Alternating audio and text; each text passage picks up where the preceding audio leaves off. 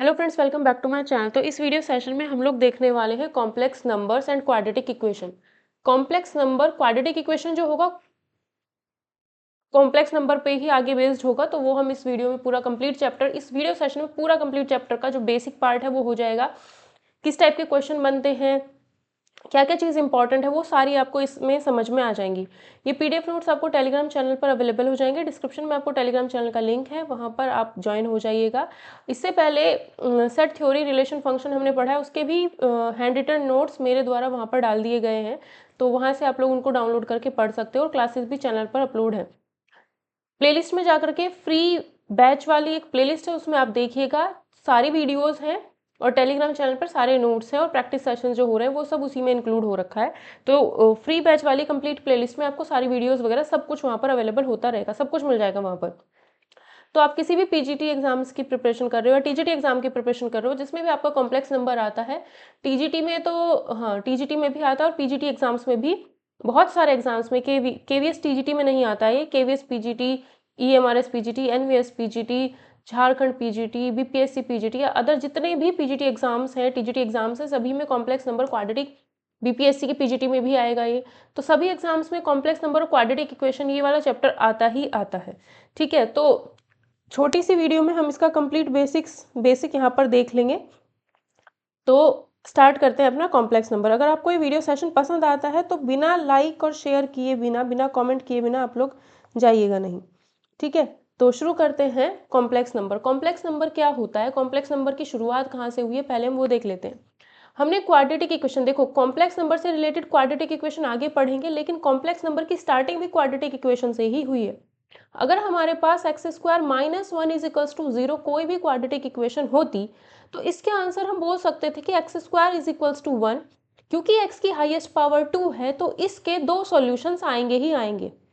ठीक है, इसके दो सॉल्यूशन आएंगे ही आएंगे।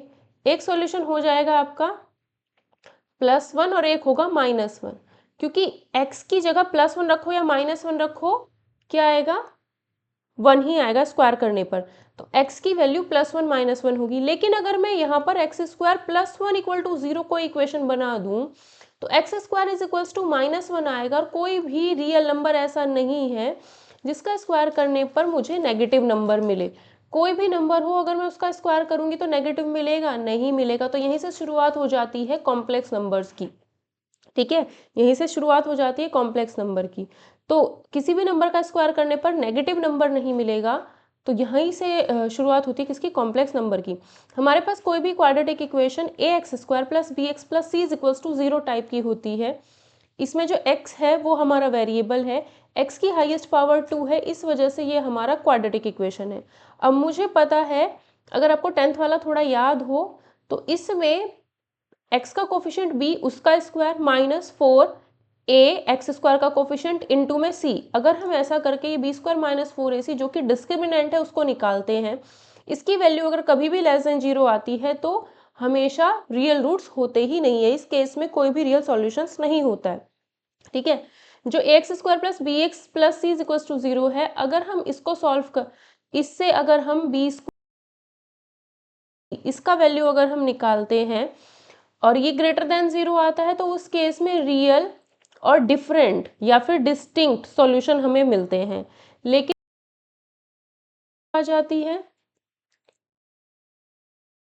अगर यही चीज b square minus four a c equal to zero आती है, तो उस केस में इक्वल सॉल्यूशंस मिलते थे, अगर टेंथ क्लास का आपको याद हो। लेकिन अगर B square minus four a C zero हो जाता है, लेस देन जीरो हो जाता है, तो उस केस में कोई भी सॉल्यूशन नहीं मिलता था। ठीक है, तो यहीं से कॉम्प्लेक्स नंबर की शुरुआत होती है। ठीक है, तो यहाँ से हमारे पास क्या आएगा, x is equals to under root minus में वन, और इसी अंडर रूट माइनस वन को हम लोग क्या बोलते हैं, आयोटा। इसी अंडर रूट माइनस वन को क्या बोलते हैं हम, आयोटा। तो एक्स स्क्वायर जो था उसका वैल्यू क्या था, माइनस वन। तो जब मैं इसका दोनों साइड में स्क्वायर करूंगी तो minus one is equals to i square आएगा। भाई माइनस वन, इसका स्क्वायर माइनस वन, इसका स्क्वायर, आयोटा का स्क्वायर क्या आएगा, आयोटा का स्क्वायर, आयोटा स्क्वायर ही आएगा। तो यहां से याद रखना आई स्क्वायर की वैल्यू क्या होती है, माइनस वन। तो इस इक्वेशन के जो सॉल्यूशंस आते हैं, एक्स स्क्वायर +1 इक्वल टू 0 के जो सॉल्यूशन होते हैं वो प्लस आयोटा और माइनस आयोटा 2 होते हैं। अगर अभी भी थोड़ा सा कन्फ्यूजन है तो आप लोग देख सकते हो क्या कि हमारे पास एक्स स्क्वायर +1 इक्वल टू 0 है, तो x square is equals to -1 होगा, और -1 को मैं आई स्क्वायर लिख सकती हूँ क्योंकि आई की वैल्यू अंडर रूट में -1 होती है, तो आई स्क्वायर होगा -1। ठीक है, तो x square is equals to i square होगा, क्योंकि इस क्वाड्रेटिक इक्वेशन की पावर 2 है, तो इसमें इसकी पावर सॉरी इस क्वाड्रेटिक इक्वेशन में जो वेरिएबल एक्स है उसकी पावर 2 है, तो 2 रूट्स तो आएंगे ही आएंगे, तो प्लस माइनस आयोटा एक्स की 2 वैल्यूज आएंगी। ठीक है, तो यहाँ से सॉल्यूशन आया। कोई भी नंबर अगर a plus i b form का होता है तो वो हमारा कॉम्प्लेक्स नंबर होता है, जहाँ पर a भी रियल होगा p भी रियल होगा। ठीक है, जैसे 2 plus iota 3, -1 plus iota root 3, 4 plus iota -1/11, तो a और b रियल नंबर हो सकते हैं, मतलब कुछ भी हो सकते हैं। इसको हम z से डिनोट करते हैं, तो इसकी वैल्यू इक्वल टू है। ठीक है, इसकी वैल्यू क्या होगी हमारी, इक्वल टू z एक कॉम्प्लेक्स नंबर है जहां पर a और b रियल होगा। आयोटा आपको पता ही है अंडर रूट -1 होता है, तो जहां भी अंडर रूट -1 है उसको हमने आयोटा लिखा है। ठीक है, अब ये जो z is equals to a plus iota b है, इसमें a जो होता है क्योंकि उसके साथ आयोटा नहीं है इसलिए इसको हम रियल पार्ट कहते हैं कॉम्प्लेक्स नंबर का, और आयोटा के साथ में जो होता है उसको हम इमेजिनरी पार्ट कहते हैं, उसको हम इमेजिनरी पार्ट कहते हैं। ठीक है, आयोटा के साथ जो होता है वो क्या होता है, इमेजिनरी पार्ट। रियल पार्ट को लिखने का तरीका REZ, दैट मीन्स ये हमारा A है।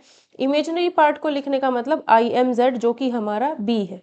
ठीक है, जैसे z is equal to 2 plus iota 5, तो 2 यहाँ पर रियल पार्ट है z का, 5 यहाँ पर इमेजिनरी पार्ट है।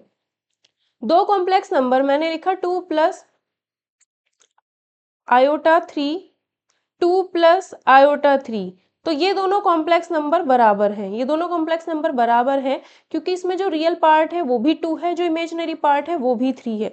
अगर मैं यहाँ पर साइन चेंज कर दूंगी तो ये दोनों बराबर नहीं होंगे, क्योंकि यहाँ पर रियल पार्ट 2 है, रियल पार्ट 2 है, यहाँ पर इमेजिनरी पार्ट i के साथ में +3 है और यहाँ पर i के साथ में -3 है, तो इमेजिनरी पार्ट दोनों बराबर नहीं रहे, इस वजह से ये दोनों क्या हो गए, मतलब बिल्कुल एक जैसा लिखा हुआ दिखना चाहिए। ए जो है वो सी के बराबर और आयोटा वाला पार्ट आयोटा वाले पार्ट के बराबर होना चाहिए, तभी हम कहेंगे कि दोनों बराबर है कॉम्प्लेक्स नंबर। कॉम्प्लेक्स नंबर को आप कभी भी कंपेयर, जैसे आप कह सकते हो 2 ग्रेटर देन 3, 3 ग्रेटर देन 2 है, -1 लेस देन -0 है, जैसे दो नंबर्स को, रियल नंबर्स को हम कंपेयर कर सकते हैं, उस तरीके से कभी भी दो कॉम्प्लेक्स नंबर को हम लोग कंपेयर नहीं कर पाएंगे, कॉम्प्लेक्स नंबर में नहीं बता पाएंगे कौन छोटा है कौन बड़ा है। ये क्वेश्चन लिखा है कि ये दोनों जो हैं बराबर हैं, अगर ये दोनों बराबर हैं तो x और y की वैल्यू बतानी है। तो इसमें जो रियल पार्ट है वो ये होगा विदाउट आयोटा, इसमें रियल पार्ट ये होगा, तो 4x इज इक्वल्स टू 3 होगा, यानी x का वैल्यू 3/4 होगा। आयोटा के साथ में 3x -5 -y है और दूसरे वाले में -6 है। इसमें जरा x की वैल्यू अगर मैं 3/4 रखूंगी, ठीक है, 3/4 माइनस में y इक्वल टू में -6, तो 9/4 -y इक्वल टू -6, तो y is equal to 9/4 plus में 6, तो 9/4 प्लस 6 अगर हम सॉल्व करेंगे तो y की वैल्यू आ जाएगी और हमें इसका y का वैल्यू भी पता चल जाएगा। ठीक है, अलजेब्रा ऑफ कॉम्प्लेक्स नंबर कुछ नहीं है, ये सब कुछ चीज़ पढ़ने की ऐसी है नहीं, इसमें बस यही है, मान लो एक ये है नंबर, दूसरा नंबर ये है, तो मुझे दोनों को ऐड करना है, तो जब भी किन्हीं भी दो कॉम्प्लेक्स नंबर को ऐड करना है तो रियल पार्ट रियल में ऐड होगा, आयोटा वाला आयोटा में, तो 5 + 5i होगा, आयोटा वाला आयोटा में ऐड होता है, बस यही है और कुछ नहीं। जैसे इसमें रियल पार्ट 2 है, इसमें रियल पार्ट -6 है, रियल पार्ट 2 है, इसमें -6, 2 - 6 यानी -4, ठीक, और आयोटा वाला आयोटा में, तो आयोटा 3 + आयोटा 5, तो आयोटा 8 होगा, तो -4 + आयोटा 8 हो जाएगा आंसर। ठीक है, एडिशन ऑफ कॉम्प्लेक्स नंबर की कुछ प्रॉपर्टीज हैं, जब भी आप दो कॉम्प्लेक्स नंबर को ऐड करते हो तो हमेशा एक नया कॉम्प्लेक्स नंबर ही मिलता है। जैसे 2 प्लस अभी अभी किया हमने, ऊपर दो कॉम्प्लेक्स नंबर को ऐड किया, देखो यहाँ पे इन दो कॉम्प्लेक्स नंबर को ऐड किया तो हमें एक नया कॉम्प्लेक्स नंबर ही मिला। ठीक है। अगर मैं -4 करूं तो ये भी कॉम्प्लेक्स नंबर है, इसमें आयोटा 0 लिख सकते हो क्योंकि कॉम्प्लेक्स नंबर के अंदर रियल नंबर है, ये याद रखना। कॉम्प्लेक्स नंबर के अंदर रियल नंबर है, कॉम्प्लेक्स नंबर सारे रियल नंबर कॉम्प्लेक्स के अंदर आ जाएंगे क्योंकि 2 एक रियल नंबर है। लेकिन अगर मैं 2 प्लस आयोटा 0 करके लिखूंगी, अब मैंने इसको कॉम्प्लेक्स फॉर्म में लिख दिया है, तो ये क्या है, सारे रियल नंबर जो है कॉम्प्लेक्स के अंदर आ जाएंगे अपने आप ही। ठीक है, तो कॉम्प्लेक्स का सेट, कॉम्प्लेक्स नंबर का जो सेट होता है वो रियल नंबर से बड़ा होता है। दो कॉम्प्लेक्स नंबर को ऐड करोगे कॉम्प्लेक्स आएगा। कॉम्यूटेटिव लॉ होता है, जैसे 2 प्लस 3 और 3 प्लस 2 बराबर होता है। ठीक है, तो अगर दो कॉम्प्लेक्स नंबर को ऐड करते हो, चाहे Z1 को पहले लिखो Z2 को बाद में, या फिर Z2 को पहले लिखो Z1 को बाद में, तो कोई फर्क नहीं पड़ेगा। ठीक है, यहाँ पे प्लस यानी एडिशन के लिए बात की जा रही है। एसोसिएटिव लॉ का मतलब होता है 2 प्लस 3 प्लस 4, पहले इनको ऐड कर लो तो 5 प्लस 4 आएगा 9 ही। ठीक है, या फिर 2 प्लस 3 प्लस 4, तो ये 7 2 प्लस, ठीक है, आएगा अब भी 9 ही। तो जब भी हम ये तो मैंने रियल नंबर ही लिए थे, बल्कि ये कॉम्प्लेक्स ही है क्योंकि सारे रियल कॉम्प्लेक्स के अंदर आ जाते हैं। ठीक है, इसमें क्या है कि अगर मैं दो कॉम्प्लेक्स नंबर को पहले ऐड कर लूँ फिर तीसरे को ऐड करूँ, या फिर बाद वाले दो को पहले ऐड कर लूँ फिर फर्स्ट वाले में ऐड करूँ, तो उससे कोई फर्क नहीं पड़ेगा, आंसर सेम आएगा। एडिटिव आइडेंटिटी का मतलब होता है, मैं रियल नंबर के एग्जाम्पल लेकर के आपको बता रही हूँ फिलहाल, ठीक है, कि 2 में क्या ऐड करूं वापस 2 मिले 0, तो 0 इज एन एडिटिव आइडेंटिटी। 0 क्या होता है, एडिटिव आइडेंटिटी। तो इसी तरीके से 2 प्लस आयोटा 3 में क्या ऐड करूं ताकि मुझे 2 प्लस आयोटा 3 ही मिले, 0 प्लस 0 आयोटा। तो ये 0 प्लस 0 आयोटा क्या है, 0 कॉम्प्लेक्स नंबर है और यही इसकी एडिटिव आइडेंटिटी होगी। एग्जिस्टेंस ऑफ एडिटिव इनवर्स, 2 में क्या ऐड करूं ताकि मुझे एडिटिव आइडेंटिटी यानी 0 मिले, ये इनवर्स निकालने का तरीका है। तो 2 में -2, तो 2 का एडिटिव इनवर्स -2 होगा। ठीक है, इसी तरीके से 2 प्लस 3 आयोटा में क्या ऐड करूं, कौन सा कॉम्प्लेक्स नंबर ऐड करूं ताकि मुझे 0 प्लस 0 आयोटा यानी एडिटिव आइडेंटिटी मिल जाए। तो इसमें -2 -3 आयोटा ऐड करूंगी यानी इसी का फुल नेगेटिव, इसी नंबर का पूरा नेगेटिव ऐड कर देते हैं, तो ये हमारा क्या हो जाता है, इसका इनवर्स हो जाएगा, इसका इनवर्स ही। तो Z का एडिटिव इनवर्स है, ये प्लस के रिस्पेक्ट में चल रहा है तो एडिटिव इनवर्स, आगे मल्टीप्लिकेटिव इनवर्स भी आएगा, जैसे 2 को 1/2 से इंटू करूं तब जाके मुझे एडिटिव आइडेंटिटी मिलेगी।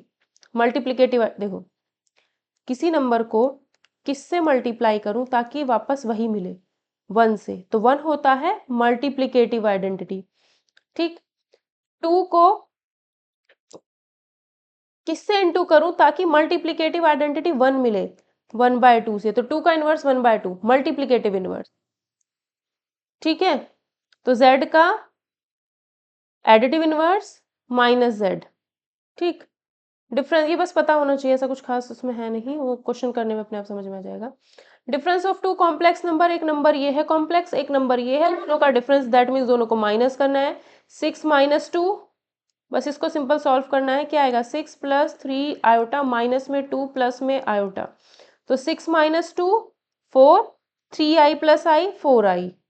मल्टीप्लीकेशन 2 कॉम्प्लेक्स नंबर का अगर हम करते हैं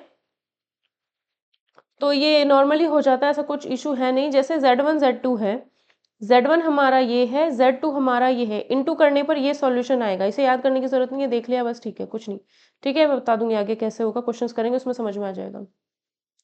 जैसे ये है, मान लो 2 plus 3 iota 1 plus iota into करनी है, तो जैसे हम करते हैं 2 की इंटू पहले 1 से होगी 2, फिर 2 की इंटू आयोटा से होगी 2i, प्लस 3i की इंटू इससे होगी 3 आयोटा, 3 आयोटा की इंटू इससे होगी 3 आयोटा स्क्वायर, तो 2 प्लस ये कितने हुए 5 आयोटा प्लस 3 आयोटा स्क्वायर की वैल्यू -1, तो ये 2 - 3 प्लस में 5 आयोटा, तो -1 प्लस में 5 आयोटा, ये हमारा कॉम्प्लेक्स नंबर आ जाएगा। इंटू करने पर इस तरीके से होगा, तो दो नंबर्स का अगर इंटू करोगे तो फिर से हमें क्या मिलेगा, एक कॉम्प्लेक्स नंबर ही मिलेगा।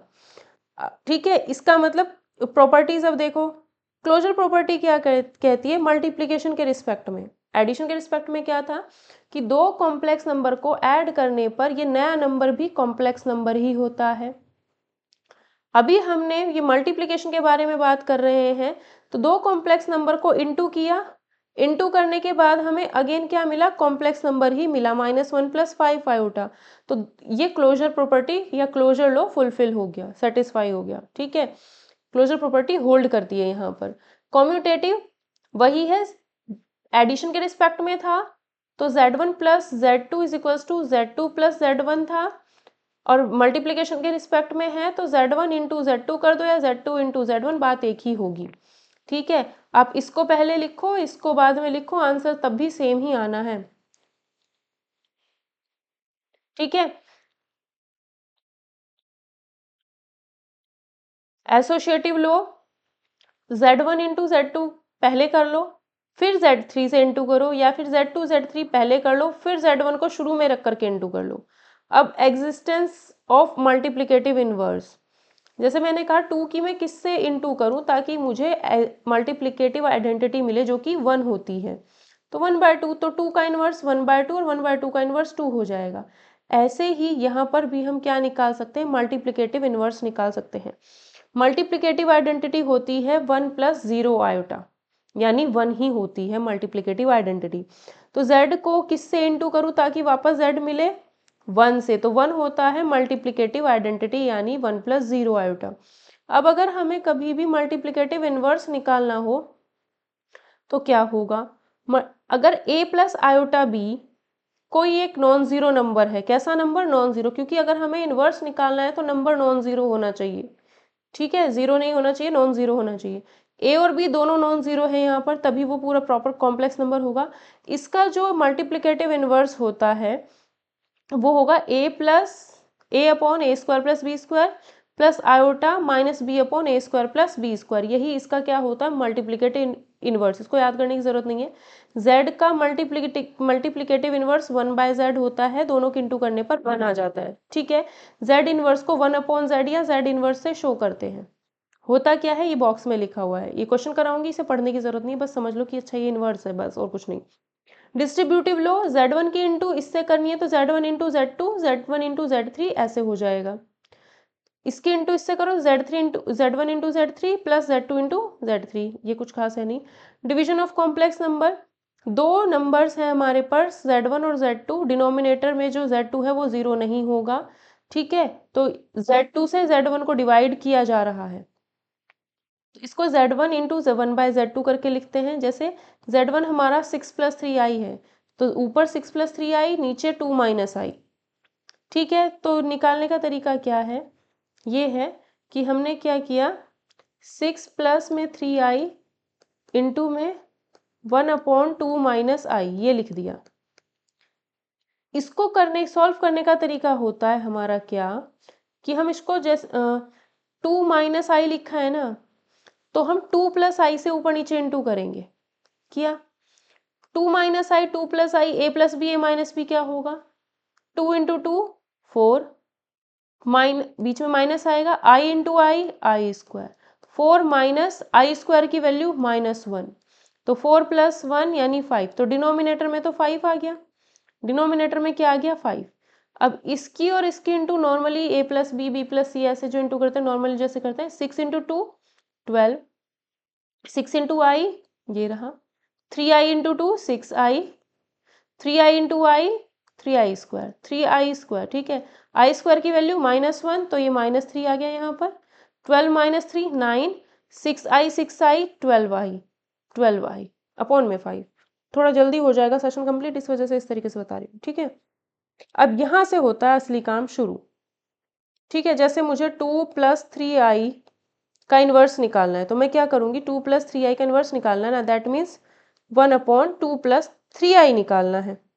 तो क्या करूँगी, इसको 2 - 3i से आयोटा जो है ना, आयोटा उसके वाले साइन को बदल दो, 2 - 3i से ऊपर नीचे इंटू कर दूंगी, तो 2 - 3i upon a + b a - b लगाना आता है, 2 का स्क्वायर माइनस 3 आयोटा का स्क्वायर, यही तो होगा, 2 - 3 आयोटा, 2² 4 - 3² 9, i² और आई स्क्वायर की वैल्यू -1, तो ये प्लस हो गया, 9 और 4 13 आ गया नीचे। ये हो गया क्या, 2 + 3i का इनवर्स। अब चाहो तो 13 इसके नीचे अलग, 13 इसके नीचे अलग लिख लो। करने का तरीका ये है इनवर्स निकालने का, और यहाँ पर डायरेक्ट ये फॉर्मूला लिखा हुआ है जो हम याद नहीं करते हैं, ठीक है। बट एक बार नजर मार लेना ऑप्शन में, मतलब कभी डायरेक्ट यही एमसीक्यू पूछ ले, वैसे पूछता नहीं ऐसी चीज, ठीक है। अब यहाँ पर देखो मेन चीज क्या है, ये है एग्जाम पॉइंट ऑफ व्यू से इम्पोर्टेंट चीज।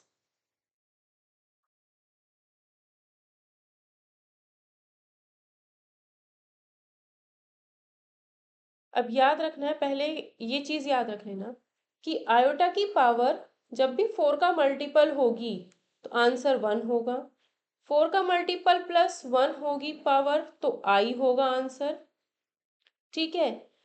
4 का मल्टीपल +2 होगा तो -1 होगा, 4 का मल्टीपल +3 होगा तो -i होगा, ये हमें याद रखना है, ठीक है। इसको याद रखने के लिए आप ऐसा कर सकते हो, 0 1 2 3। क्या करना है, आयोटा की पावर मान लो 16 लिखी है, कुछ भी लिखी है आयोटा की पावर, इसको 4 से डिवाइड करना है हमेशा, ये भी याद करने की जरूरत नहीं है। क्या करना है, इसको पावर को 4 से डिवाइड, पावर अगर 4 से डिवाइड किया तो रिमाइंडर कितना आया, 0, 0 आया तो आंसर होगा 1। बस इसको पहले याद कर लेना, 0 1 2 3, 1 आई -1 नहीं आई, -1 -i, ऐसे इस टेबल को लर्न कर लो बस। 0 1 0 1 2 3 1 i -1 -i, ये ऐसे लर्न कर लो, ठीक है। 0 1 2 3 1 i -1 -i, ठीक है। अब इसको मैं 4 से डिवाइड करूंगी, हर पावर को i की 4 से डिवाइड करो, 4 से डिवाइड करने पर 0 रिमाइंडर, 0 रिमाइंडर है तो 1 आंसर होगा। i की पावर 17, 4 से डिवाइड करने पर 1 रिमाइंडर, 1 रिमाइंडर है तो i आंसर होगा। i की पावर 5, 4 से डिवाइड करने पर 1 रिमाइंडर, तो क्या आएगा, i आंसर।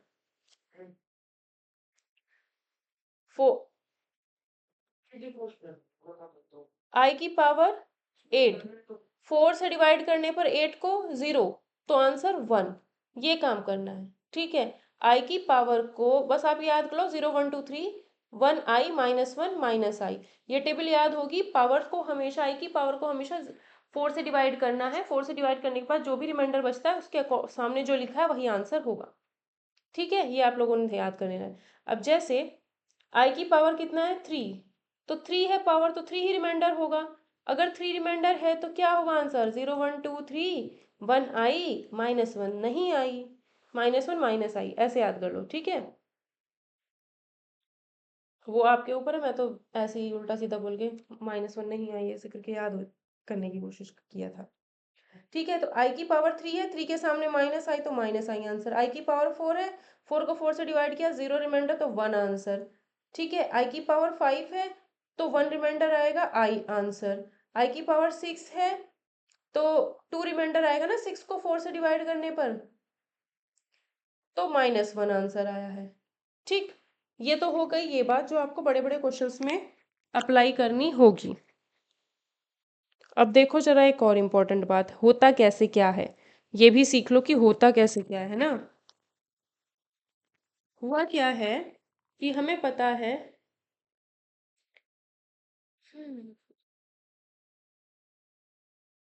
आई क्यूब कहा है, आई क्यूब को मैं आई स्क्वायर इंटू आई लिख सकती हूँ, आई स्क्वायर की वैल्यू -1 तो -i आंसर हो गया, ठीक है। अगर मैं बात करूं आई की पावर 4, आई की पावर 4 को आई स्क्वायर का स्क्वायर लिख सकते हैं, और आई स्क्वायर की वैल्यू -1 माइनस स्क्वायर क्या होता है, 1 ही होगा, तो ये हो गया आंसर, ठीक है। ऐसे होते हैं क्वेश्चन। आई की पावर 5, आई की पावर 5 को मैंने लिखा आई स्क्वायर इंटू आई क्यूब, आई स्क्वायर आई क्यूब को भी लिखा आई स्क्वायर इंटू आई, ये -1 ये -1 इंटू में आई, तो आंसर कितना आएगा, आई आ जाएगा आंसर।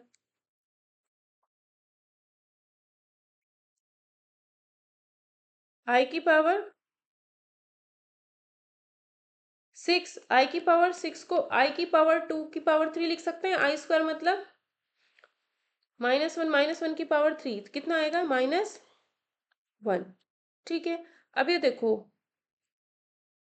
आई की पावर -1, आई की पावर -1 को 1 अपॉन आई लिखेंगे। अब इसको सॉल्व करने के लिए हमने ऊपर नीचे आई से इनटू करेंगे पहले, तो ऊपर आई आएगा, नीचे आई स्क्वायर की वैल्यू -1, तो आंसर माइनस आई आएगा। ठीक है, दूसरे पार्ट में आई की पावर -2, आई की पावर -2 को हम लिख सकते हैं 1 अपॉन आई की पावर 2।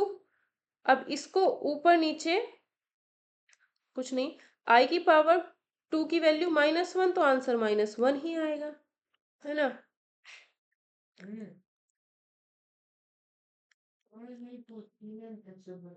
आई की पावर -3, आई की पावर -3 को हमने लिखा 1 अपॉन आई की पावर 3, 1 अपॉन आई की पावर 3 को लिखा आई स्क्वायर इंटू आई स्क्वायर की वैल्यू -1, तो कितना आएगा 1 अपॉन -आई, ऊपर नीचे आई से इंटू कर दो। ठीक है, ऊपर आई नीचे माइनस में आई स्क्वायर की वैल्यू क्या है -1, तो नीचे क्या है +1, ऊपर क्या है आई। ठीक है, इस तरीके से क्वेश्चन करने हैं।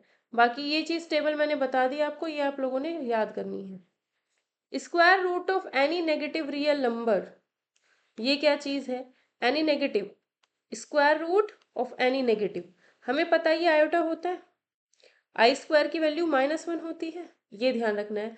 तो स्क्वायर रूट -1 के कौन थे, प्लस माइनस आई थे। ठीक है, तो इसको हम क्या लिखते हैं, आई लिखते हैं, ये ध्यान रखना है। ठीक है, तो इस इक्वेशन के दो रूट हो गए थे, आई और माइनस आई, ये याद रखना है, इस इक्वेशन के दो रूट है आई और माइनस आई।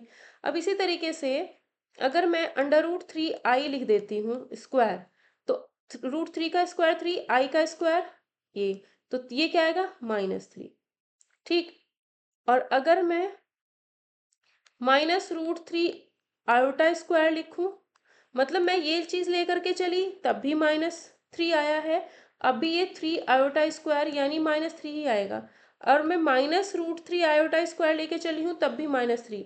तो अगर एक्स स्क्वायर इक्वल टू -3 ये इक्वेशन मिलती है, तो इसके दो रूट्स आएंगे, कौन कौन होगा, √3 आयोटा -√3 आयोटा। ठीक है, ये ही इसमें ध्यान रखना है। ठीक है,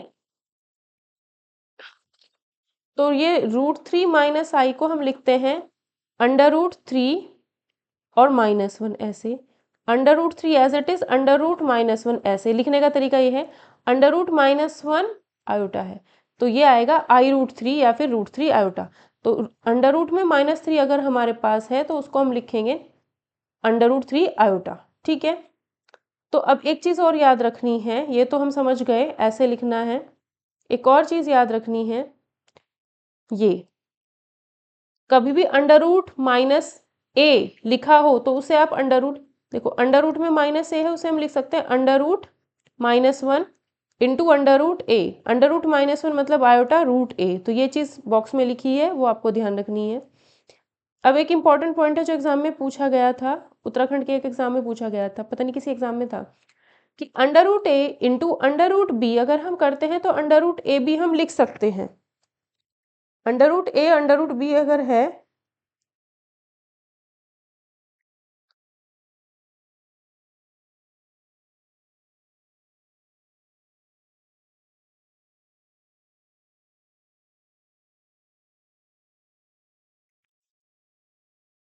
√a into √b is equals to में √ab, ये चीज़ हमें पता होती है।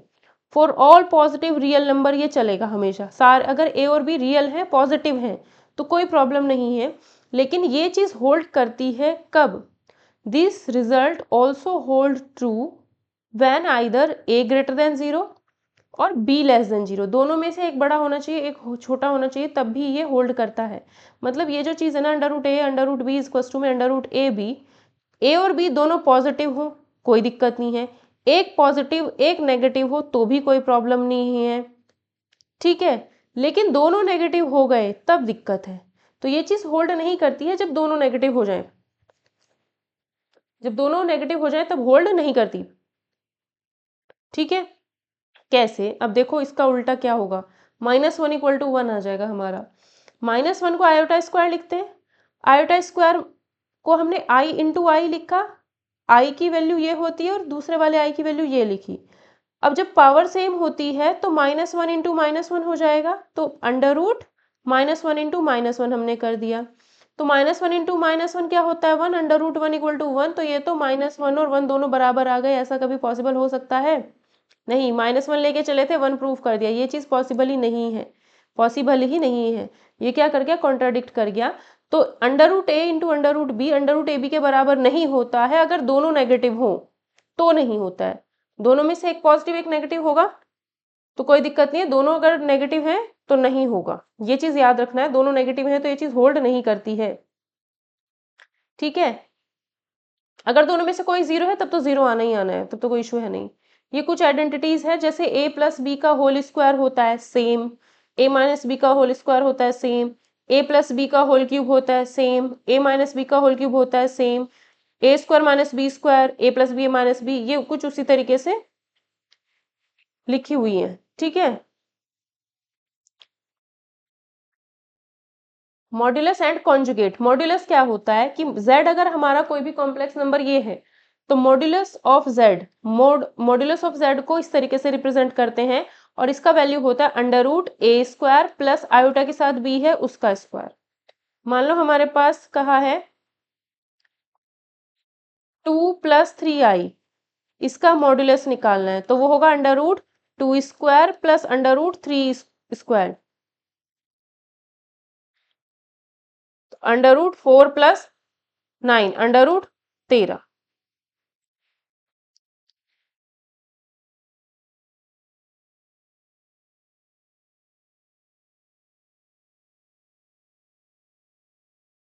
ठीक है। अब दोनों, इन दोनों का जो इसके बाद देखो, ठीक है। तो जो हमारा मॉड्यूलस ऑफ z होता है वो एक नॉन नेगेटिव रियल नंबर होता है, क्योंकि ये चीज रूट के अंदर है। रूट ए स्क्वायर प्लस बी स्क्वायर कभी भी नेगेटिव नहीं आएगा, रूट ए स्क्वायर प्लस बी स्क्वायर कभी भी नेगेटिव नहीं आएगा, चाहे नंबर हमारा कुछ भी हो। कॉन्जुगेट का मतलब क्या है, a प्लस आई बी, तो इसका कॉन्जुगेट होता है a minus i b. 2 plus 3i, इसका कॉन्जुगेट होगा 2, आयोटा वाले का साइन बदल दो, -3i। 2 माइनस 3i है तो इसका कॉन्जुगेट 2, इस वाले का साइन चेंज करो, आयोटा वाले का, पहले माइनस का था अब हमने इसको प्लस कर दिया, ठीक है। और कॉन्जुगेट को, z का कॉन्जुगेट z बार से रिप्रेजेंट होता है, z का कॉन्जुगेट z बार से रिप्रेजेंट होता है। कुछ रिजल्ट्स हैं, modulus of z1 into z2, modulus of z1 modulus of z2 के बराबर होता है। Modulus of z1 upon modulus of z1 upon z2 modulus of z1 upon modulus of z2 के बराबर होता है, जहां पर मॉड z2 यानी डिनोमिनेटर वाली चीज जीरो नहीं होगी, ये ध्यान रखना है। मतलब पहले दो कॉम्प्लेक्स नंबर को मल्टीप्लाई करके फिर मॉड्यूलस निकाल लो, या फिर दोनों का अलग अलग मॉड्यूलस निकाल करके मल्टीप्लाई कर दो, बात एक ही होगी। कॉन्जुगेट, दो कॉम्प्लेक्स नंबर लिए मल्टीप्लाई किया फिर कॉन्जुगेट निकाल दो, या फिर दोनों का अलग अलग कॉन्जुगेट निकाल के मल्टीप्लाई कर दो।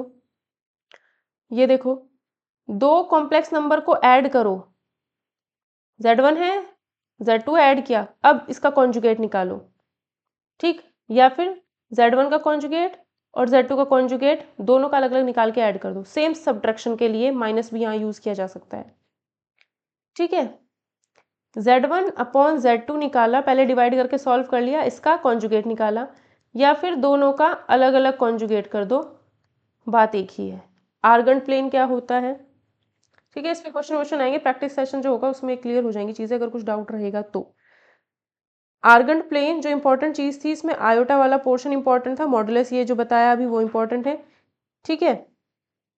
Argon plane and polar representation, Argand plane क्या होता है, जो हम कोऑर्डिनेट ज्योमेट्री में पढ़ते हैं ना, एक्स वाई प्लेन, वही हमारा यहाँ पर आकर के आर्गन प्लेन बन जाता है, ठीक है।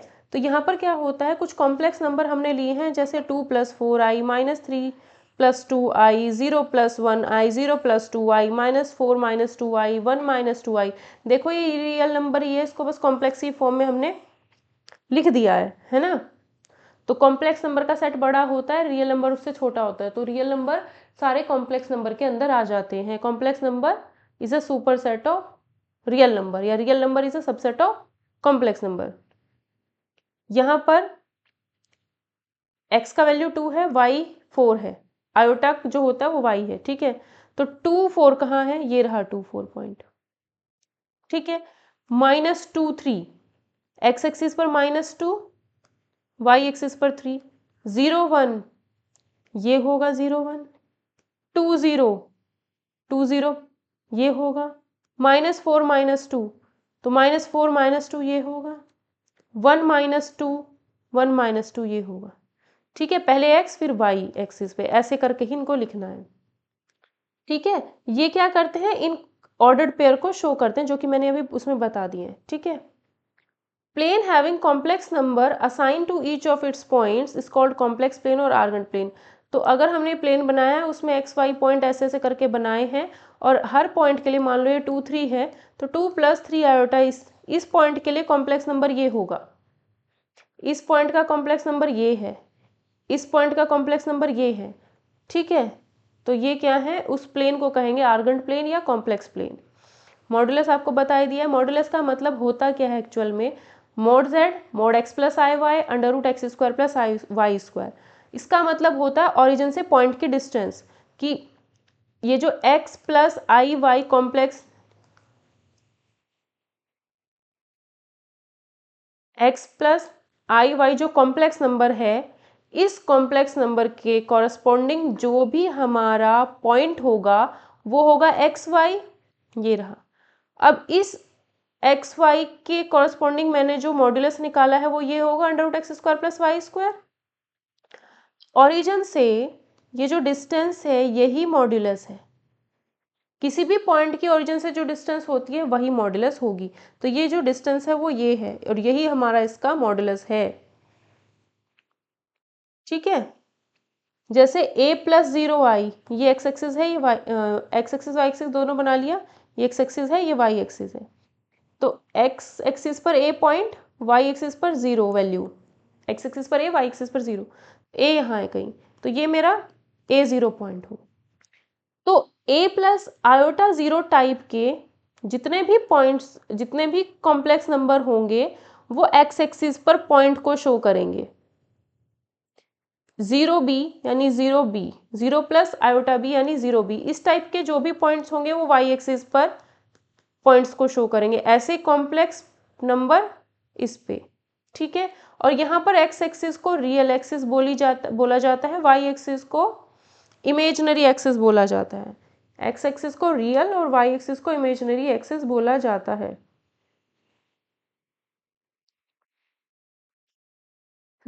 एक्स प्लस आई वाई का कॉन्जुगेट ये होता है जेड बार, जेड का कॉन्जुगेट जेड बार से रिप्रेजेंट करते हैं आर्गन प्लेन में।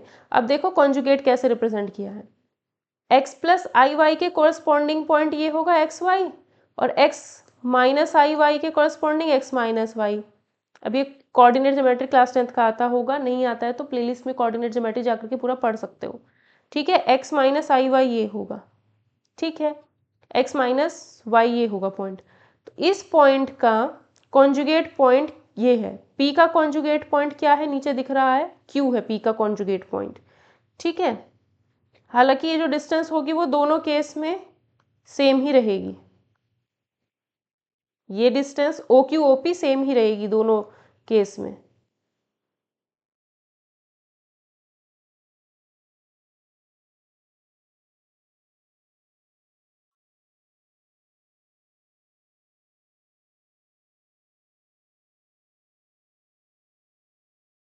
अब इम्पॉर्टेंट चीज़ आ जाती है हमारी पोलर रिप्रेजेंटेशन। पोलर रिप्रेजेंटेशन में क्या होता है, सबसे पहले तो ये हमारा एक्स एक्सिस वाई एक्सिस बनाया, ये कोई पॉइंट P है, इस कॉम्प्लेक्स नंबर के लिए पॉइंट P, ये पॉइंट P है तो ये एक्स वाई होगा, और ये ओरिजिन है तो ये डिस्टेंस अंडर रूट, ये जो डिस्टेंस होगी ये मोड जेड होगी। मोड जेड मतलब under root x square plus Y square होगा। इसको मैं अब आर बोलूँगी, इसको हम क्या कहेंगे, इस डिस्टेंस को हम मोड जेड को हम आर बोलेंगे। तो इसको हमने रिप्रेजेंट किया है स्मॉल आर से, ओपी डिस्टेंस को स्मॉल आर से हमने रिप्रेजेंट कर दिया। तो लेंथ ऑफ ओपी हो गया आर। ठीक है, थीटा, थीटा का मतलब क्या है, जो भी हम लाइन बनाएंगे वो positive direction of x axis इधर ही तो होगा, इसके साथ जो एंगल बना रही है वो थीटा होगा। मतलब ये जो लाइन है ये positive direction of x axis इधर ही तो है, उसके साथ में जो भी एंगल बन रहा है ये हमारा थीटा होगा। इसको हम बोलते हैं आर्ग्यूमेंट या एम्पलीट्यूड, एम्पलीट्यूड या फिर आर्ग्यूमेंट, थीटा को बोलते हैं। ठीक है, पोलर कोऑर्डिनेट क्या होते हैं, यहाँ पर इस P पॉइंट के पोलर कोऑर्डिनेट होंगे आर थीटा। एक तो डिस्टेंस, दूसरा ये जो एंगल है, ये दोनों काम करने हैं, ये दोनों काम करते हैं। ठीक है, तो ये होता है हमारा आर थीटा, पोलर कोऑर्डिनेट्स। तो जो कॉम्प्लेक्स नंबर होता है पोलर फॉर्म में ऐसा होता है, पोलर फॉर्म में कॉम्प्लेक्स नंबर ऐसा होता है, z is equals to R bracket में cos theta plus I sine theta. R क्या होता है, mod z under root x square plus Y square modulus of z। Theta होता है आर्ग्यूमेंट या फिर एम्पलीट्यूड, ARG Z ऐसे भी लिखा जाता है। कोई भी z not equal to zero, यानी जो हमारा कॉम्प्लेक्स नंबर है वो नॉन जीरो होना चाहिए, तो हमेशा एक वैल्यू थीटा की एग्जिस्ट करेगी। ठीक है, ठीक है, किसी भी नॉन जीरो कॉम्प्लेक्स किसी भी कॉम्प्लेक्स नंबर के लिए जो कि नॉन जीरो होगा उसके लिए थीटा की एक वैल्यू होगी, सिर्फ एक, ओनली वन। अगर 2+3i है ना और 2-3i है, इसके लिए कोई एक ही वैल्यू होगी थीटा की और इसके लिए भी कोई एक ही वैल्यू होगी थीटा की। ऐसा नहीं कि एक कॉम्प्लेक्स नंबर है और 2-4 वैल्यूज थीटा की मिल रही हैं, ऐसा नहीं है। थीटा की वैल्यू जो भी होगी 0 से 2π यानी 0 से 360 के बीच की होगी, लेकिन एक ही होगी, बहुत सारी नहीं होंगी। 0 से 360 के बीच में एक ही होगी, है ना। ये अगर है हमारा, यहाँ से चले यहाँ आए तो इस पूरे सर्कल में एक ही होगी। ठीक है, -π से +π के बीच में थीटा है, तो इस केस में हमें प्रिंसिपल आर्ग्यूमेंट मिलता है। क्या मिलता है, प्रिंसिपल आर्ग्यूमेंट किसी भी कॉम्प्लेक्स नंबर का। अब होता क्या है, देखो एक छोटी सी टेबल इसके लिए याद करनी पड़ेगी और शॉर्टकट लगाने हैं, बाकी समझ लेते हैं क्या है। कि हमारा कोई जो हमारा ये है, 4 क्वाड्रेंट बनेंगे, फर्स्ट, सेकंड, थर्ड, फोर्थ। तो पॉइंट्स जो होंगे वो इन चारों क्वाड्रेंट में आ सकते हैं। जब हमने पीछे यहाँ बनाया था पॉइंट्स, देखो ये पॉइंट्स दिखाए थे, कॉम्प्लेक्स नंबर इतने सारे थे, इनके कॉरस्पॉन्डिंग पॉइंट्स बने हुए थे, इनके कॉरस्पॉन्डिंग पॉइंट्स बनाए थे। वो पॉइंट्स इन चारों में बने हुए हैं। कुछ पॉइंट्स कहाँ हैं, इसमें, कुछ पॉइंट सेकंड क्वाड्रेंट में, कुछ पॉइंट थर्ड क्वाड्रेंट में, कुछ पॉइंट फोर्थ क्वाड्रेंट में। तो यहाँ से कह सकते हो, यहाँ से बोल सकते हो कि अगर दोनों पॉजिटिव हैं, रियल पार्ट और इमेजिनरी पार्ट अगर दोनों पॉजिटिव हैं, तो फर्स्ट क्वाड्रेंट में आएगा। x का वैल्यू नेगेटिव है, y का वैल्यू पॉजिटिव है, यानी रियल एक्सिस पर नेगेटिव, रियल एक्सिस पर नेगेटिव इधर होगा और ये पॉजिटिव है तो ये ऊपर की साइड, तो इस केस में यहाँ होगा सेकंड क्वाड्रेंट में। अगर ये वाला देखते हैं, अगर दोनों नेगेटिव हैं, ये भी नेगेटिव एक्स एक्सिस और वाई एक्सिस भी नेगेटिव, तो इस केस में थर्ड क्वाड्रेंट में होगा। अगर फर्स्ट वाला रियल पार्ट पॉजिटिव है, सेकंड वाला सेकंड वाला इमेजिनरी पार्ट नेगेटिव है, तो पॉजिटिव नेगेटिव, तो उस केस में इसमें होगा। तो 4 क्वाड्रेंट है, पॉइंट्स जो होंगे हमारे इन 4 क्वाड्रेंट्स में हो सकते हैं, या फिर जो पॉइंट्स होंगे वो हमारे लाइन पे हो सकते हैं, एक्स एक्सिस पर होंगे या फिर वाई एक्सिस पर होंगे। अगर एक्स एक्सिस पर होंगे यानी रियल एक्सिस पर होंगे तो 2+i0 ऐसे होंगे, a+i इस टाइप के होंगे। अगर वाई एक्सिस पर होंगे यानी इमेजिनरी एक्सिस पर होंगे पार्ट, इमेजिनरी एक्सिस पर अगर पॉइंट्स होंगे तो वो ऐसे होंगे, 0+β b। ठीक है, सिर्फ आयोटा वाला होगा, मतलब 2i 3i 4i ऐसे करके। तो यहाँ पर हमें इतना तो पता चल गया कि पॉइंट्स जो जाएंगे वो 4 क्वाड्रेंट्स में जा सकते हैं, first second third fourth, 4 quadrant में जा सकते हैं। अब बात ये आती है कि 4 क्वाड्रेंट में जाएंगे तो हमने क्या किया, -π से +π हमारा प्रिंसिपल आर्ग्यूमेंट होगा। ठीक है, ये हमारा एक्स एक्सिस वाई एक्सिस है। ठीक है, पॉइंट हमारा ये है, ये हमारा x axis y image real axis imaginary axis. एक मिनट ज़रा मैं इसको यहाँ पे ना बता करके सही से बताऊंगी।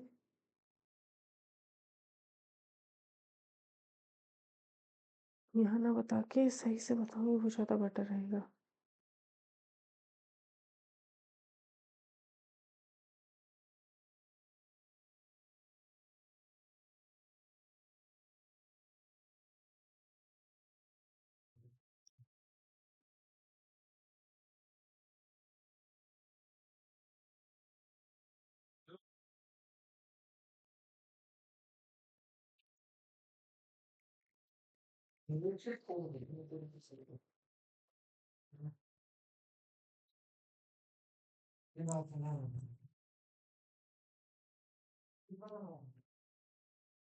वहीं रखा है।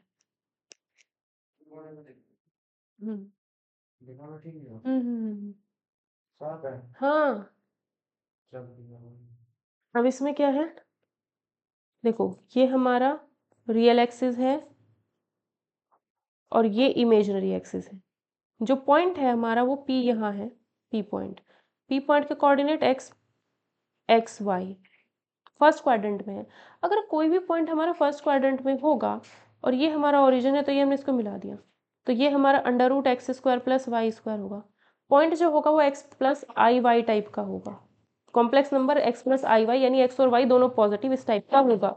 तो इस केस में क्या होगा, ये जो हमारी लाइन है, ये जो लाइन है ओपी जो लाइन है, positive direction of x axis इधर होगी, इसके साथ में ये जो एंगल बना रही है, ये जो एंगल बना रही है, ये जो एंगल बना रही है, ठीक है, ये जो एंगल बना रही है, यही क्या है हमारा, यही मेन काम है। ये हमारा आर्ग्यूमेंट है या फिर एम्पलीट्यूड है, किसका, z का। ठीक, इतना क्लियर। तो पहले वाले केस में कोई दिक्कत होगी नहीं। अगर फर्स्ट क्वाड्रेंट में पड़ रहा है तो जो थीटा है वही हमारा काम करेगा। ठीक, कभी कभी पॉइंट इस क्वाड्रेंट में आएगा तो लाइन ऐसे बनेगी, ठीक, कभी कभी इसमें आएगा तो लाइन ऐसे बनेगी, कभी कभी इसमें आएगा तो लाइन ऐसे बनेगी। तो चारों केसेस में अलग अलग होगा। पहला केस हमारा यही है। इस केस में क्या होगा, ये हो गया। तो हमने बताया था कि जो हमारा कॉम्प्लेक्स नंबर होता है वो होता है हमारा z equals to r cos theta plus iota sine theta, ये हमारा कॉम्प्लेक्स नंबर होगा। तो थीटा क्या होता है, यहाँ से हम क्या करेंगे, tan theta is equals to y upon x. Y और एक्स दोनों यहाँ से मिल जाएंगे, दोनों ही पॉजिटिव है तो कोई टेंशन ही नहीं है। इसको मोड में रखो, मोड में भी ना रखो, पहले वाले केस में कोई, ये हमेशा पॉजिटिव ही रहेंगे तो कोई टेंशन ही नहीं है, कोई दिक्कत ही नहीं है। ठीक है, ठीक। तो आर पता है, आर हमारा हो जाएगा under root x square plus में वाई स्क्वायर। ठीक, वो वैल्यू निकाल के यहाँ पुट कर देंगे। थीटा इस तरीके से निकलेगा, थीटा आएगा यहाँ से ऐसे, वो हम यहाँ रख देंगे तो कोई दिक्कत ही नहीं है फर्स्ट केस में। ठीक, ये सॉल्व हो जाएगा। जैसे इसमें मैं कहूँ एक एग्जांपल, 2 प्लस 3 आयोटा, यही लेते हैं। तो z है ये, तो ये x प्लस ये हुआ, मुझे पता है x और y, ये भी पॉजिटिव ये भी पॉजिटिव, इसका मतलब जब दोनों पॉजिटिव हैं तो फर्स्ट क्वाड्रेंट में होगा। फर्स्ट क्वाड्रेंट में है तो 2 3 कहीं यहाँ होगा, कहीं भी हो भी यहाँ होगा, फर्स्ट क्वाड्रेंट में कहीं भी हो तो ये। ठीक है, तो r हो जाएगा under root 2 square plus 3 square, under root 13। तो z होगा r cos theta plus iota sine theta, z होगा under root 13 cos plus iota sine. ठीक है, अब थीटा की जगह क्या रखना है, मुझे पता है theta equal to tan inverse y upon x, दोनों ही पॉजिटिव हैं तो कोई दिक्कत ही नहीं है जब दोनों पॉजिटिव हैं। ठीक है, tan inverse theta by root 3/2, मैं इसको ना ऐसा करती हूँ, इसको रूट 3 कर देती हूँ। रूट 3 करूँगी तो यहाँ 3 आएगा, ये 7 आएगा, रूट 7, तो ये मेरा रूट 7 आएगा। ठीक है, और यहाँ पे रूट 3, तो tan इनवर्स रूट 3 बाय, अभी भी नहीं आएगा इसका वैल्यू कुछ भी,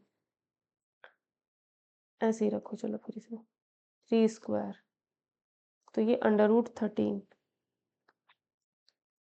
ठीक है, तो क्या हुआ, ये जाएगा z equal to under root 13। अगर इसकी कोई वैल्यू आ जाती है 30 60 45 ऐसा कुछ, तो यहाँ वो एंगल रख देंगे। नहीं आता है ऐसे ही cos theta plus iota sine theta, ऐसे लिख करके where theta is equals to tan inverse 3/2, ऐसे ही लिख देंगे। तो फर्स्ट क्वाड्रेंट में अगर आ रहा है पॉइंट तो हमें कोई प्रॉब्लम है ही नहीं, एज इट इज रखो। अगर हमारा पॉइंट z हमारा कॉम्प्लेक्स नंबर -2 + 3i है, ठीक है, तो -2 3, ये जो है -2 3 पॉइंट को शो करेगा। ठीक है, तो -2 और 3 यहाँ होगा कहीं, एक्स एक्सिस और वाई एक्सिस, -2 3 यहाँ। तो ये रहा हमारा पॉइंट, तो ये बनी लाइन, ये बनी हमारी लाइन, ये पॉइंट हो गया -2 3, ये बनी हमारी लाइन। तो positive direction of x axis के साथ ग्रीन लाइन ये एंगल बना रही है। अब इसको थीटा नहीं मानना है, अब हम इसको बोलेंगे फाई। फाई निकलेगा, सॉरी, इस positive direction of x axis के साथ ये पूरा है, ये होगा हमारा थीटा। फाई नहीं मानेंगे, ये हमारा थीटा ही होगा। यही मेन एंगल हमें पता होना चाहिए, क्या होगा हमारा थीटा। इसको निकालने के लिए हम इस एंगल की हेल्प लेते हैं जिसको हम मानते हैं फाई, और ये यहाँ से ऐसे मिला देते हैं। ठीक है, अब मुझे पता है ये डिस्टेंस कितनी है, 2, नेगेटिव साइड में है तो इसलिए -2 है, और ये डिस्टेंस कितनी है, 3। तो हम क्या करते हैं, मुझे पता है z = r cos theta plus iota sine theta, रखना मुझे यहाँ यही होता है हमेशा। r कितना होगा, √-2 का स्क्वायर प्लस 3 का स्क्वायर, तो ये √13 ही आएगा, r की जगह तो वही आया cos। अब यहाँ से अगर मैं देखूँ, मुझे ये थीटा चाहिए, ये थीटा चाहिए, तो फाई की वैल्यू निकाल सकती हूँ। फाई वैसे ही निकलेगा जैसे फर्स्ट क्वाड्रेंट में थीटा निकाला है, सेम उसी तरीके से फाई। तो क्या करना है, phi = tan inverse y/x। X y दोनों पॉजिटिव रखने हैं, नेगेटिव रखना ही नहीं है फाई निकालने के चक्कर में। फाई निकालने के लिए हमेशा पॉजिटिव रखना है। फर्स्ट क्वाड्रेंट में तो थीटा डायरेक्ट निकल जाएगा, इस केस में क्या करना है, y/x ही रखना है। ठीक है, तो y की वैल्यू 3 है, x की वैल्यू 2 है। tan इनवर्स पॉजिटिव ही रखना है, नेगेटिव का चक्कर ही नहीं है। ये क्या आएगा, ये मेरे पास ये वाला एंगल आएगा, ये वाला। मुझे क्या चाहिए, थीटा। तो इस फाई को अगर मैं पाई में से माइनस कर दूं तो अब मुझे थीटा मिल जाएगा, मिल जाएगा। तो tan इनवर्स, ये तो फाई आया है ना, पाई माइनस tan इनवर्स 3/2, ये होगा थीटा। ठीक है, तो cos थीटा √13, तो ये हो जाएगा सॉल्यूशन थीटा की जगह पे जहाँ ये होगा। तो सेकंड केस में क्या करना है, सेकंड केस में ये है कि भाई अगर लाइन ऐसे बनती है तो हमारा मेन एंगल ये होता है, जो थीटा है हमारा वो ये होगा। और ये थीटा निकालने के लिए हमें क्या करना पड़ता है, हमें फाई निकालना होता है। फाई होता है tan इनवर्स y/x। ठीक है, दोनों पॉजिटिव ही रखने, चाहे नेगेटिव वगैरह कुछ भी है, चाहे -2 + 3i है। ठीक है, x ये हो जाएगा 2, y हो जाएगा 3, नेगेटिव का चक्कर ही नहीं है। ठीक है, तो ये एंगल मान लो 30 आ गया है, तो जो थीटा हम रखेंगे वो क्या हो जाएगा, पाई यानी 180 माइनस 30 यानी 150। तो z = r cos 150 plus iota 1 sin 150, ऐसे हम कर देते हैं अगर इसमें होता है तो। ठीक है, अब ऐसे ही इसमें अगर पॉइंट हमारा इसमें जाए, अब एक रास्ता हमारे पास ये है घूम के आने का, यहाँ आने, इस लाइन तक आने का, positive direction of x axis के साथ बनाना है ना। एक रास्ता हमारे पास ये है और एक ये है, तो जो शॉर्टकट पड़ेगा उससे हम जाएंगे। यहाँ पे क्या होगा हमारा, हम इस एंगल को काउंट करेंगे। ठीक है, इस एंगल को हम काउंट करेंगे, लेकिन जब एंगल को हम ऐसे काउंट करते हैं तो वो हमारा नेगेटिव एंगल होता है। जब एंगल को क्लॉकवाइज ऐसे घुमाते हैं तो वो हमारा नेगेटिव एंगल लिया जाता है। ठीक है, तो वही होगा z = r, हर केस में यही होगा cos theta plus iota sine theta. r निकालने का तरीका वही है, बस थीटा हमारा इस केस में ये होगा। ठीक है, मान लो ये एंगल हमारा, इसके लिए हम इसको निकालेंगे, मान लो ये 30 आया है हमारा, तो ये क्या होगा, 180 माइनस 30 यानी 150, तो ये होगा 150। लेकिन हम ऐसे जा रहे हैं क्योंकि डायरेक्शन हमारी ऐसे है, एंटी क्लॉकवाइज है, तो -150 रखेंगे, तो थीटा की जगह पे -150 रखा जाएगा। ठीक है, अगर हमारे पास इस क्वाड्रेंट में पड़ता है एंगल, तो मान लो ये है, तो ये मैंने निकाल लिया 30, क्योंकि पॉजिटिव डायरेक्शन ये है, इसके साथ लाइन ये है, एंगल क्या बन रहा है, मान लो 30 एंगल बन रहा है, तो हम ऐसे जा रहे हैं, क्लॉकवाइज जा रहे हैं, क्लॉकवाइज जा रहे हैं, तो z = r cos theta plus I sine theta में थीटा की जगह पे -30 रखेंगे। ठीक है, अब इसको शॉर्टकट में याद कर लो कि first, second, third, fourth, 4 quadrant है। ठीक है, r निकालने का तरीका तो हर बार सेम ही है, r = हमेशा √x² प्लस में y² ही होता है। r निकालने का तरीका यही है। ठीक, अगर फर्स्ट क्वाड्रेंट में आता है मतलब दोनों पॉजिटिव आते हैं, दोनों पॉजिटिव हैं, तो थीटा और फाई दोनों बराबर होंगे। अगर फर्स्ट पॉजिटिव सेकंड नेगेटिव है, फर्स्ट नेगेटिव सेकंड पॉजिटिव है, तो उस केस में theta is equals to minus में फाई होगा, पाई माइनस फाई होगा।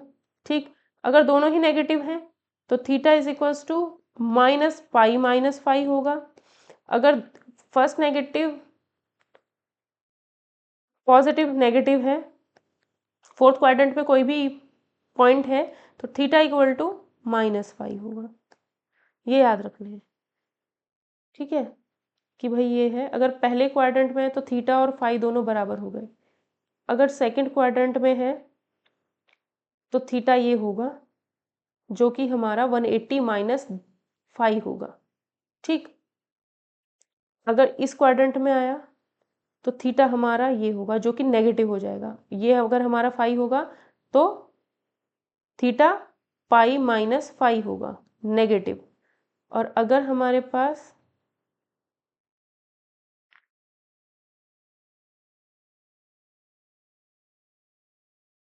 अगर ये बनेगा, ये थीटा जो होगा इस केस में माइनस फाई होगा।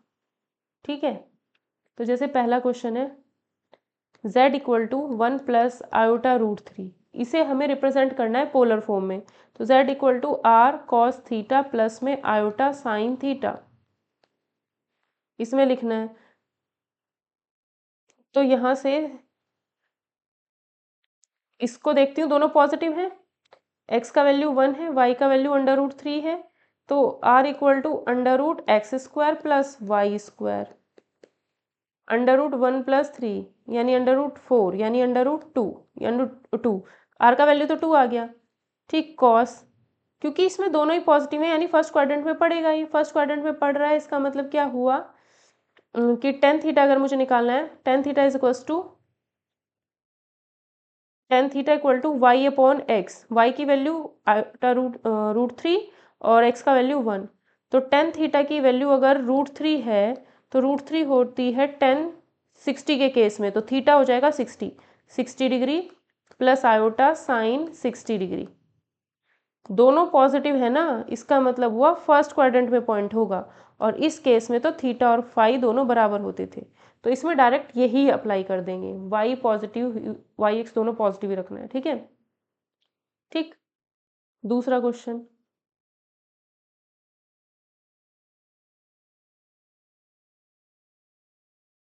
नोट्स में मैंने थोड़ा दूसरे तरीके से किया हुआ है, लेकिन आप इसी तरीके से समझना। एक क्वेश्चन जो एग्जाम में आना हुआ है,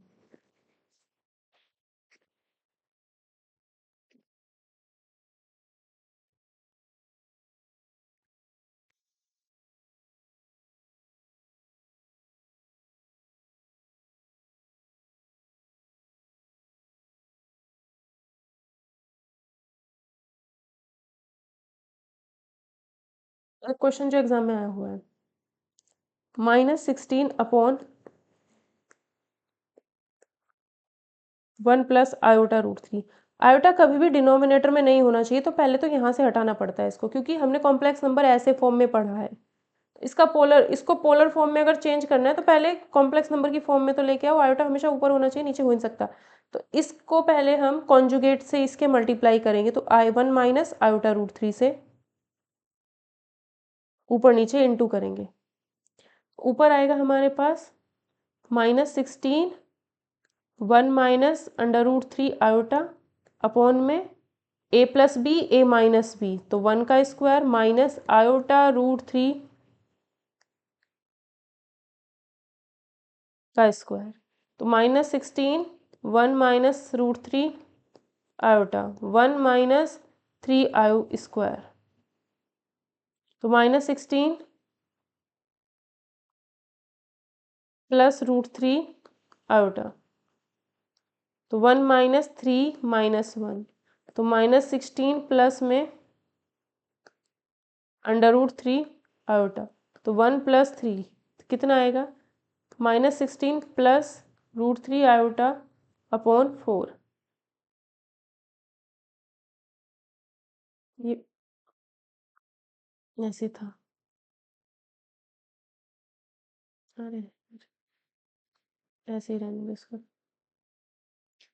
ठीक है, ये 4 से 4 टाइम्स गया तो -4 आयोटा माइनस √3 आयोटा ये आया, या फिर -4 प्लस 4 √3 आयोटा, तो ये हमारा z आया है। अब ये हमारा कॉम्प्लेक्स नंबर मिल गया, इसको पोलर फॉर्म में चेंज करना है, तो ये नेगेटिव है फिर पॉजिटिव है, आयोटा वाला पोर्शन पॉजिटिव, ये बता देगा कि कौन से क्वाड्रेंट में पड़ेगा। पहले नेगेटिव यानी ये, फिर पॉजिटिव यानी ये, तो सेकंड क्वाड्रेंट में पड़ेगा। अगर सेकंड क्वाड्रेंट में पड़ रहा है तो चाहे तो वो चीज़ डायरेक्ट याद कर लो, वरना मुझे पता है थीटा मेरा ये होगा, थीटा मेरा ये होगा, थीटा निकालने के लिए मुझे ये एंगल पता होना चाहिए फाई। ठीक है, फाई कैसे निकलेगा, tan phi equal to y upon x, इसलिए मोड वाई अपॉन एक्स लिखते हैं क्योंकि यहाँ पे, या फिर मोड वाई अपॉन एक्स ना कुछ ना सोच करके बस आप ये सोचो कि ये y की वैल्यू है 4√3, x पॉजिटिव ही लेना है। इस फॉर्मूले में नेगेटिव का चक्कर ही नहीं है, ठीक है, नेगेटिव का चक्कर ही नहीं है, इसलिए यहाँ पर इसको मोड कहा है। या तो मोड लिख लो कि लिखोगे ये नेगेटिव है तो मोड करने पर यही आएगा tan फाई, तो tan फाई इक्वल टू √3, इसको सॉल्व करेंगे तो tan phi equal to tan 60, तो फाई इक्वल टू 60, यानी हम कह सकते हैं यहाँ पर अगर 60 बन रहा है तो ये एंगल कितना होगा, ये होगा हमारा 120। तो z equal to r cos theta plus में आयोटा साइन थीटा, r कितना आएगा, r इसकी हेल्प से निकालें, r इक्वल टू √-4 का स्क्वायर प्लस 4√3 का स्क्वायर, तो ये आएगा 16 प्लस 16 गुना 3 √3, r आएगा इतना, r आएगा 16 का रूट बाहर, √1 प्लस 3, तो ये आएगा 4, ये आ जाएगा 8 आ जाएगा।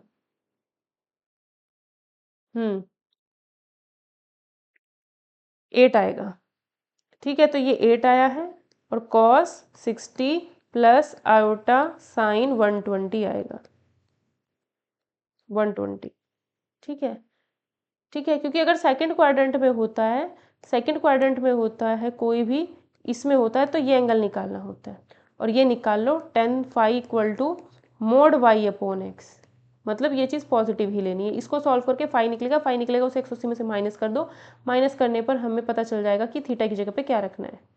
सेकंड क्वाड्रेंट में होगा तो ये चीज़ सॉल्व करनी है, ठीक है, ठीक है। इसके बाद थोड़ा सा नोट्स में जो चीज़ लिखी है बस वो देख लेते हैं, बाकी इसके प्रैक्टिस क्वेश्चन फोर्थ क्वाड्रेंट में, थर्ड क्वाड्रेंट में जो चीज़ आएंगे प्रैक्टिस क्वेश्चन बहुत सारे होंगे, वो हम करेंगे नेक्स्ट सेशन में। क्वाड्रेटिक इक्वेशन का थोड़ा सा बेसिक बता देती हूँ जो नोट्स में लिखा हुआ है। हमें पता है जो क्वाड्रेटिक इक्वेशन है वो कुछ इस टाइप की होती है, और यहाँ पर a कभी भी नॉट इक्वल टू 0, a कभी भी 0 नहीं हो सकता, क्योंकि अगर a 0 हो गया तो एक्स स्क्वायर ही गायब हो जाएगा, फिर क्वाड्रेटिक नहीं बचेगी। तो जो कॉम्प्लेक्स नंबर है इस क्वाड्रेटिक इक्वेशन के लिए b² - 4ac < 0 होना चाहिए, तो x इज इक्वल टू क्या होता है -b plus minus √b² - 4ac upon 2a।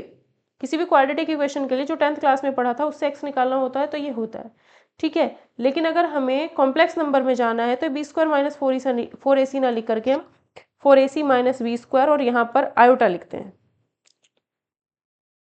Iota लिख देते हैं, ये फॉर्मूला हो जाता है अगर हमें डायरेक्ट करना हो तो, ठीक है। जैसे x² प्लस में 3x प्लस में 9 इक्वल टू में 0 है, तो b² - 4ac निकालते हैं, ये b होगा, a यहाँ 1 है, c ये होगा, b² मतलब 3 का स्क्वायर, 4 a का मतलब में 9 1, c का मतलब 9 है, तो कितना आएगा 9 - 36, ये आया हमारा नेगेटिव। नेगेटिव आ रहा है तो इसके कैसे रूट होंगे, इमेजनरी रूट्स होंगे, इसके रूट्स जो भी होंगे वो कैसे होंगे, कॉम्प्लेक्स नंबर होंगे। तो हम कह सकते हैं अल्फा और बीटा दो कॉम्प्लेक्स नंबर हैं जो इसके रूट्स हैं, -b plus minus √4ac - b² और आयोटा अपॉन में 2a लगा करके सॉल्व कर देंगे, ठीक है। तो माइनस b का वैल्यू 3 है, plus minus √4ac - b², 4a की वैल्यू 1 है, c की वैल्यू 9 है, b की वैल्यू 3 है, अपॉन में 2a का वैल्यू 3 है, 1 है। तो -3 प्लस √36 माइनस 9 और आयोटा बाहर लगा देना, आयोटा बाहर, अपॉन में 2। तो -3 प्लस माइनस √27 आयोटा बाय 2। ठीक है, तो -3 प्लस माइनस 3√3 आयोटा बाय 2, ये आ जाएंगे 2 रूट्स इसके। ठीक है, कोई भी क्वाड्रेटिक पॉलिनोमियल ऐसी होती है, अगर रूट्स का सम दिया है अल्फा प्लस बीटा, कोई भी क्वाड्रेटिक इक्वेशन कुछ इस टाइप की होती है, अगर रूट्स का सम दिया है अल्फा प्लस बीटा और प्रोडक्ट दिया है अल्फा इंटू बीटा, तो क्वाड्रेटिक इक्वेशन हमेशा ऐसी होती है। ठीक है, और ये जो अल्फा प्लस बीटा है ये होता है -b/a। अगर क्वाड्रेटिक इक्वेशन ऐसी है, अगर क्वाड्रेटिक इक्वेशन ऐसी है और ऐसी है, तो इन दोनों को अगर कंपेयर करें तो सम होता है -b/a, प्रोडक्ट होता है c/a। इस वीडियो सेशन के साथ ये जो पूरा लेक्चर था वो हमारा ख़त्म हो गया। इसके नोट्स पूरे के पूरे आपको टेलीग्राम चैनल पर मिल जाएंगे। ठीक है, अगर ये सेशन आपको अच्छा लगा हो तो प्लीज़ इस वीडियो को ज़्यादा से ज़्यादा शेयर करें, लाइक करें। और ये सभी पीजीटी एग्ज़ाम्स के लिए, टीजीटी एग्ज़ाम्स के लिए, जिसमें भी कॉम्प्लेक्स नंबर आता है उसके लिए ये आज का लेक्चर बहुत ज़्यादा इंपॉर्टेंट रहेगा। बाकी प्रैक्टिस सेशन में जो हम इसके क्वेश्चंस करेंगे वहाँ से आपको चीज़ें और ज़्यादा समझ में आ जाएंगी। ठीक है।